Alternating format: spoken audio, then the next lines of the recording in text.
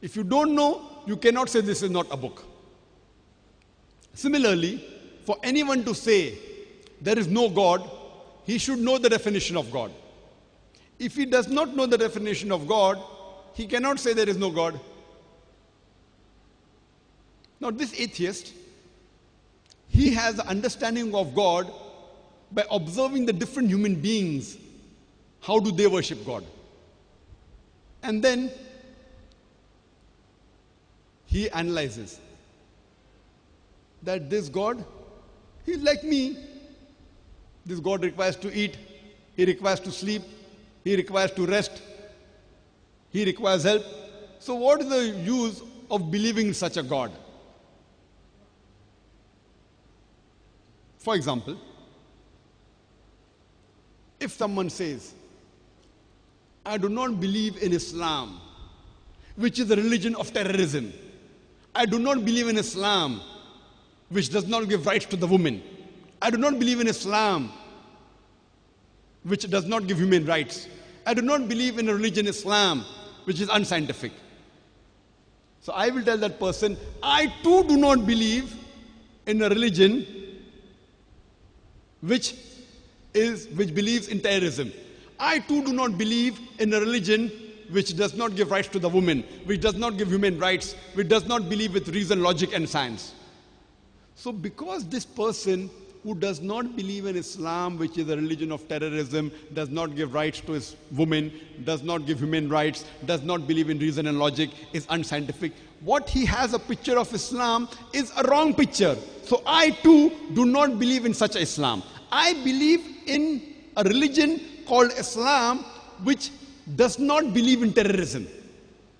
Because Quran says in Surah Ma'idah, chapter number 5, verse number 32, that if anyone kills any other human being, unless it be for murder or for spreading corruption in the land, it is as though he has killed the whole of humanity. So according to the Quran, which is the cornerstone of Islam, killing any innocent human being is like killing the whole of nation. So how can this religion speak about terrorism, about killing innocent people? I know that Islam gives rights to the woman. I know that Islam has human rights. I know this religion of Islam is based on reason, logic and science. So I too reject a religion which believes in terrorism, which does not give women rights, which does not give human beings their rights, which is not based on reason, logic and science. But I have to explain to that person the true concept of Islam. It's my duty as a Muslim to clarify the correct concept of Islam. Today, the reason the media is maligning Islam, most of the non-Muslims, they have a misconception about Islam because they get the wrong information from the media. The media is spreading wrong things about Islam.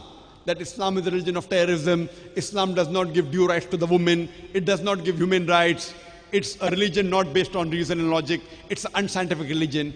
So I say even I reject such a religion called Islam. But I believe in a true religion of Islam which does not believe in killing any innocent human being, which gives women the due rights, which is based on reason and logic, which is based on scientific aspects.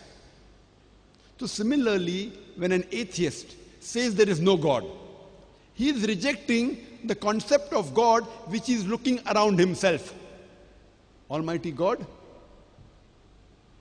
he requires to eat, he requires to drink, he requires to rest, he requires to sleep, he can be defeated, he can be harassed. So when he's looking around himself, that if such a person is God, I don't believe in such a God. So I tell, even I don't believe in such a God, La ilaha. But the true God, Allah. Illallah. So I have to convince to this atheist the true concept of Allah subhanahu wa ta'ala. And as my son Farik, he discussed in great detail the true concept of Allah subhanahu wa ta'ala. I'll just repeat a few minutes of his talk. That the best definition that anyone can give about Allah subhanahu wa ta'ala or Almighty God is quote Surah Ikhlas, chapter number 112, verse number 1 to 4, which says, Qul huwallahu ahad. Say He is Allah one and only. Allahu samad. Allah, the absolute and eternal. Lam yalid walam yulad. He begets not, nor is begotten. Walam yakul lahu kufuwan ahad. There is nothing like him. This is a four-line definition of Allah subhanahu wa ta'ala, of Almighty God. If any person says that so and so candidate is God, if that candidate fits in this four-line definition, we Muslims have got no objection in accepting that candidate as God. The first is, Kul huwallahu ahad. Says Allah one and only. The first is, Kul huwallahu ahad. Says Allah one and only. Number two, Allahu samad. Allah, the absolute and eternal. Number three, Lam yalid walam yulad. He begets not, nor is begotten. Walam yakul lahu kufuwan ahad. There is nothing like him. This is a four-line definition of Allah subhanahu wa ta'ala, of Almighty God.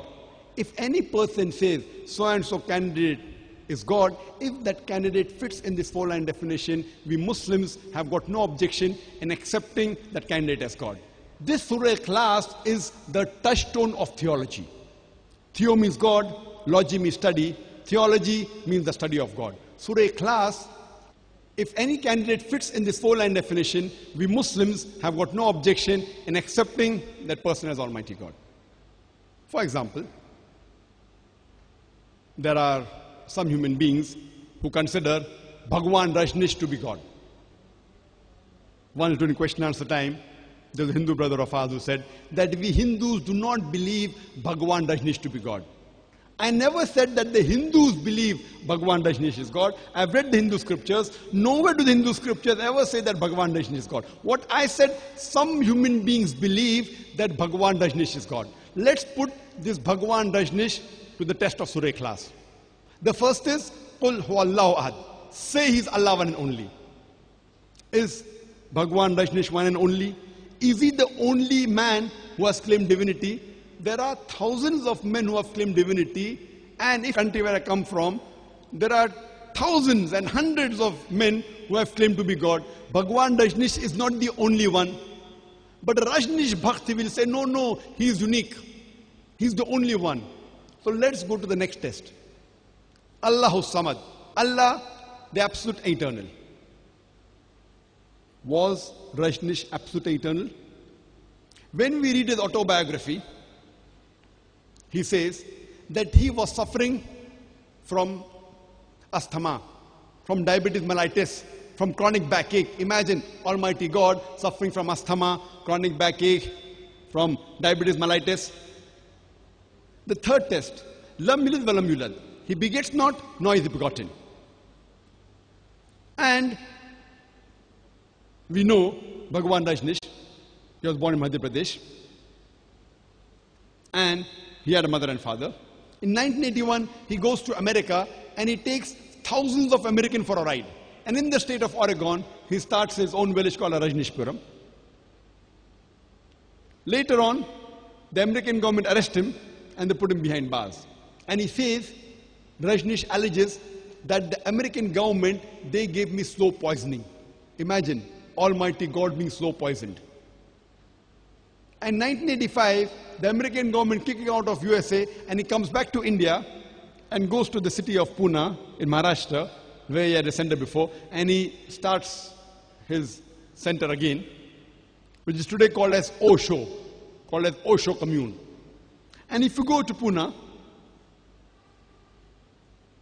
it's mentioned on his samadhi, Bhagwan Rajneesh, Osho, never born, never died, but visited the earth from the 11th of December 1931 to the 19th of January 1990.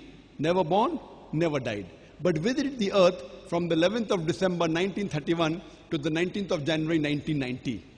They forgot to mention in his samadhi that he was not given visas to 21 different countries of the world. Imagine Almighty God visiting the earth, different countries, and he requires visas.